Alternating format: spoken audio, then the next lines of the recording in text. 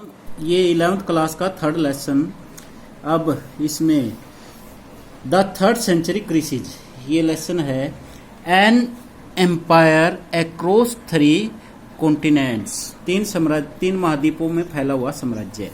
तो 3 महाद्वीपों में कौन कौन सा साम्राज्य फैला हुआ था? इटली का, रोमन, इसमें यूरोप का और दक्षिणी अफ्रीका जो इसमें शामिल था।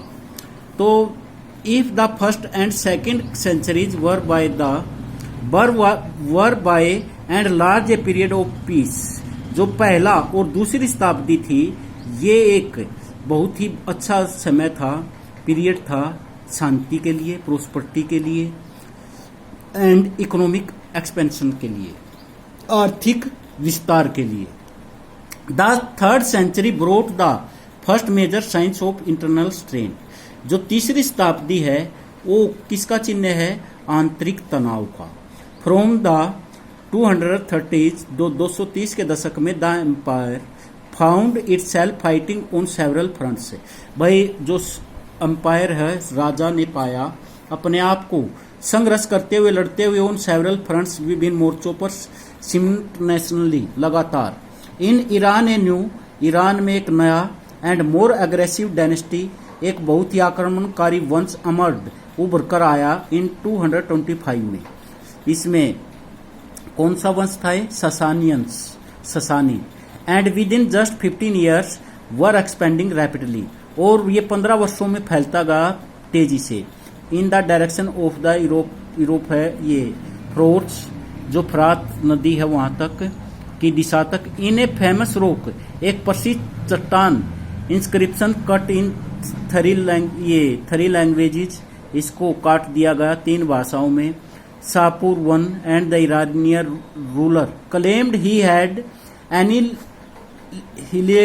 एनिलेटेड का अर्थ सपाया कर दिया, a Roman army of 60,000 and even captured the eastern capital, जिन्होंने सपाया कर दिया था 60,000 सिपाहियों का और पकड़ लिया इसको ईस्टर्न कैपिटल जो थी एंटिकोट। मीनवाइल इसी बीच a whole series of Germanic tribes, जो कबीले हैं, और रैदर ट्राइबल और दूसरे कबीले, कन्फेडरेशंस मोस्ट, इन्होंने क्या किए थे? अपने संघ बनाए थे। Began to move against the Rhine and Danube frontiers, किसके विरोध में? जो रियान है और डेनबू मोर्चे हैं, ये नदियों के नाम हैं वहां पर। And the whole period from 233 to 180 saw repeated invasions, उन्होंने आक्रमणकारी देखे of a whole line of provinces, प्रांतों पर। दैट स्ट्रेचिड, जो फैला हुआ था फ्रॉम द ब्लैक सी, कहां तक? ये ब्लैक काला सागर तक, to the Alps and southern Germany. The Romans were forced to abandon, Romans को मजबूर कर दिया छोड़ने के लिए मच ऑफ द टेरिटरी, ज्यादातर का क्षेत्र, बियॉन्ड द डेनबू के अतिरिक्त भी। While the empires of this period were constantly, लगातार, in the field against what the Romans called barbarians, उनको रोमन्स को क्या कहते थे? वो बार्बरियंस का अर्थ है सभ्य है। The rapid succession of empires, जो तेजी से उत्तराधिकारी थे राजाओं के इन द थर्ड सेंचुरी, इसमें क्या हुए थे? 25 empires in 47 years is an obvious symptoms, ये लक्षण थे ऑफ द स्ट्रेन्स का अर्थ है तनाव के, faced by the empire in this period, जो राजाओं ने इस समय फेस किया था, राजा ने इस समय फेस किया था। उस समय जेंडर, लिटरेसी, कल्चर कैसी थी? One of the more modern features of Roman society was the wide spread prevalence of the nuclear family. उस समय क्या था? रोमन समाज के अंदर बड़े उस पर व्यापक रूप से, प्रिविलेंस का अर्थ व्यापक रूप से, न्यूक्लियर एकात्मक परिवार थे। अडल्ट सन्स, जो बड़ा बेटा होता था, did not live with their family, जो अपने परिवार के साथ नहीं रहता था। And it was exceptional for adult brothers, और यही आशा बड़े बेटे जो अडल्ट ब्रोदर्स होता था उससे भी लगाई जाती थी। To share a common household, वो भी भाई घर को छोड़कर भाई सामान्य संबंध रखे अपने परिवार के साथ। On the other hand slaves, जो दास होते थे, were included in the family, वो शामिल होते थे परिवार के अंदर।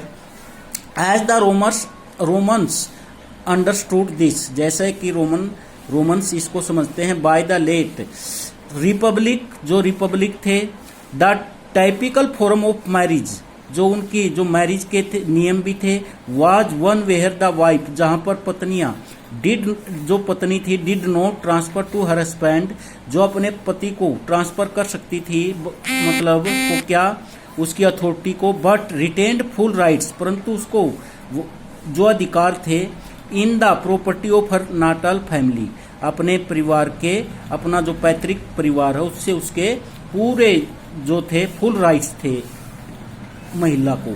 वाइल द वुमेन डाउरी, जो पत्नी का, औरत का जो दहेज का, went to the husband for the, ये चला जाता था किसके पास, हस्बैंड के पास, for the duration of the marriage, शादी के समय।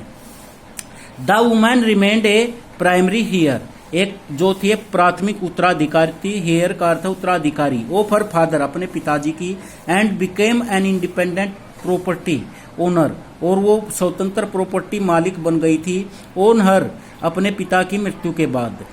Thus Roman women enjoyed considerable legal rights in owning and managing property, उनको कानूनी अधिकार थे, किसके, जो भी उनको अधिकार मिले हुए थे और प्रॉपर्टी के बारे में।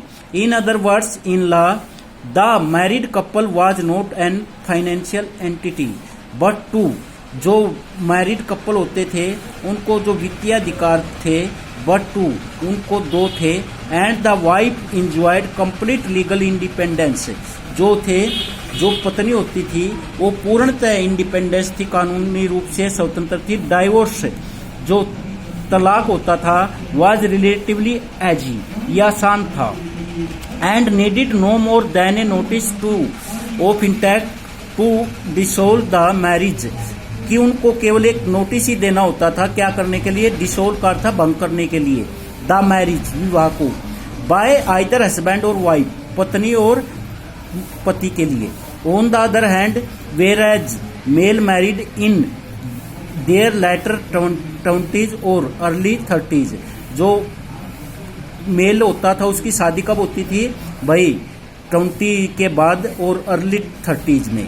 Women were married off in the late teens और अर्ली 20s, और इसमें जो शुरू में ही शादी हो जाती थी जब 20 की शुरुआत होती थी। So there was an age gap between husband and wife, and this would have encouraged a certain inequality, इसने जो है क्या करना था, इंक्रोड जो है कम, निश्चित इनइक्वलिटी थी, जो है समानता थी, उसको कम करना था।